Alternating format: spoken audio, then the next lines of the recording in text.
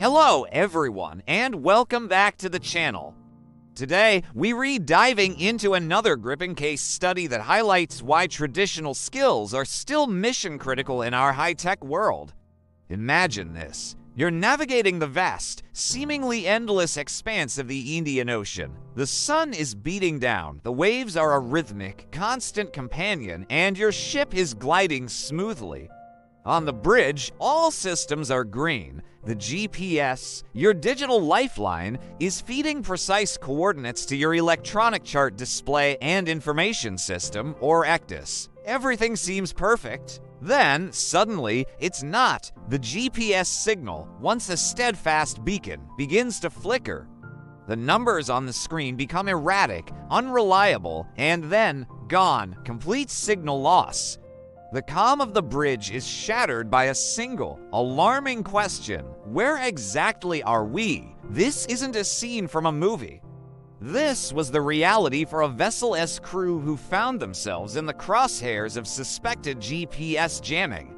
In that moment of technological failure, with the primary navigation system compromised, panic could have easily set in, but it didn't. Why? Because this crew was prepared. They had a backup plan, one that has guided mariners for centuries.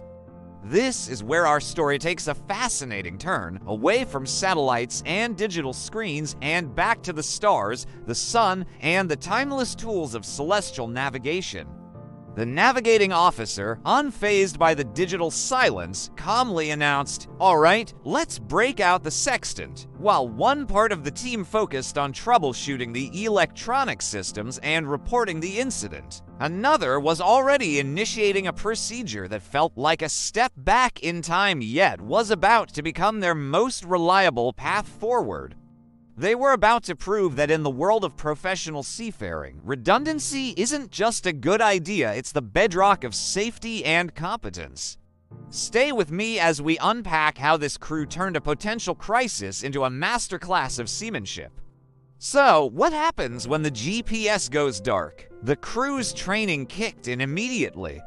The first step was to maintain what's called a dead reckoning, or doctor position. Dead reckoning is the art of estimating your ship's position by using its last known location, its course, and its speed through the water. It's a continuous plot, a best guess trackline that says, based on where we were and how we've been moving, we should be about here. Think of it as drawing a line on a map. You know your starting point, the direction you're heading, and how fast you're going, but Doctor has a catch. It's an estimate. It doesn't account for external factors like wind, currents, or ocean drift, which can push a vessel off its intended track. Over time, the potential for error grows. Your drive position becomes less of a point and more of a probability circle. The crew knew their doctor plot was essential, but it wasn't enough. They needed a confirmed, accurate position affix. This is where the magic of celestial navigation comes into play. The officer took the sextant, a beautiful instrument of brass and mirrors, up to the bridge wing. The principle behind the sextant is elegantly simple. It measures the angle between the horizon and a celestial body, the sun, the moon, or a star. On this particular day, with the sun high in the sky, the officer began taking sights. He carefully brought the image of the sun down to the horizon line, rocking the instrument slightly to ensure he was measuring its lowest point. At the exact moment he had a perfect sight, he called out "Mark." A team member, watching a highly accurate marine chronometer, a precision clock set to Greenwich Mean Time, recorded the exact time down to the second. This process was repeated several times to ensure accuracy. Each combination of an angle and a precise time is a unique piece of the puzzle. It doesn't give you a position, but it tells you that your ship lies somewhere along a specific line on the Earth's surface, known as a line of position, or LOP. Now, one line of position isn't enough to pinpoint your location. It's like knowing you're on a specific street in a huge city, but not knowing which house. To get a fix, you need at least 2, and preferably 3, intersecting LOPs. So the officer waited. As the Earth rotated and the sun appeared to move across the sky, he took another set of sights a little while later. This gave him a second, different line of position. Using navigational tables and some careful calculations, these angles and times were converted into two distinct lines drawn on the paper chart.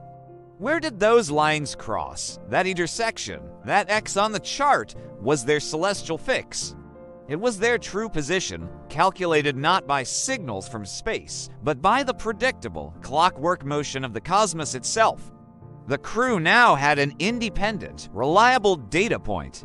The next crucial step was to compare this celestial fix with their ongoing dead reckoning plot. They looked at the X from their celestial calculations and then at the estimated drive position for that same time. Were they close? In this case, they were. The celestial fix confirmed that the doctor plot was tracking reasonably well, but it also provided a vital correction. It showed them the small but significant offset caused by wind and current that the doctor plot couldn't account for. This confirmation was a huge confidence booster. It meant their understanding of the vessel's movement was sound and they weren't drifting wildly off course. This wasn't just about finding their location at a single moment. It was about re-establishing the integrity of their entire navigational process. They now had a solid, verified position from which to continue their voyage safely. With a confirmed fix in hand, the crew's job wasn't over. They still needed to integrate this information back into their primary navigation tool, the ECDIS. Remember, the ECDIS was blind without the GPS input. But these systems are designed with manual overrides for exactly this kind of situation. The navigating officer went to the ECDIS console and used the manual fix entry function. He carefully input the latitude and longitude derived from their celestial calculations. Instantly, the ship's icon on the electronic chart jumped from its last erratic GPS position to the new, correct location. The system was now updated. The electronic chart was once again a reliable reflection of their reality.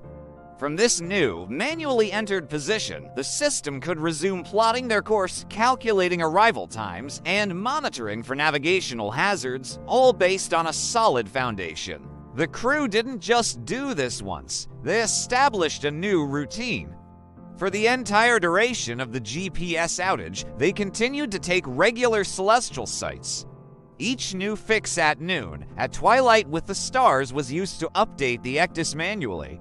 They effectively created their own manual GPS, feeding the system with reliable data sourced from the heavens. This created a continuous, verified track, ensuring the ship remained on its planned route with a high degree of accuracy. The bridge operated like a well-oiled machine, seamlessly blending ancient techniques with modern technology. They proved that the ECDIS is a powerful tool, but its brain is the navigator. When the automated inputs fail, the human operator, armed with fundamental knowledge, can step in and keep the system running effectively.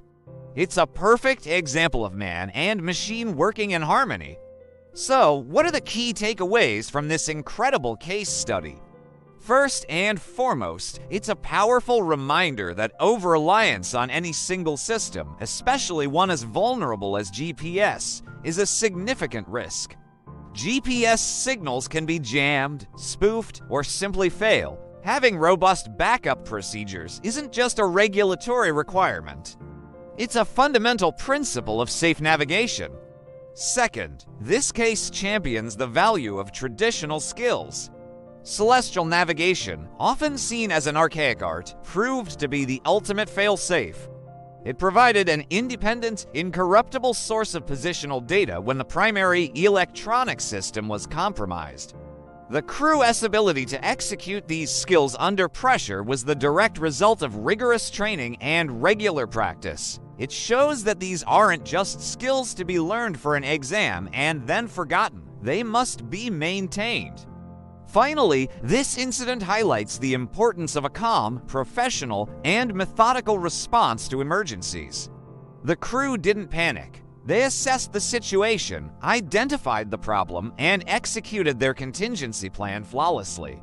They trusted their training, they trusted their tools, and they trusted each other. This mindset is what separates a potential disaster from a successfully managed incident. This story from the Indian Ocean is more than just a technical report. It's a testament to the enduring spirit of seamanship. It proves that while technology will always evolve, the core principles of diligence, competence, and preparedness remain timeless. Thanks so much for watching. If you found this case study as fascinating as I did, please hit that like button and don't forget to subscribe for more deep dives into the world of maritime operations. Stay safe out there and see you in the next video.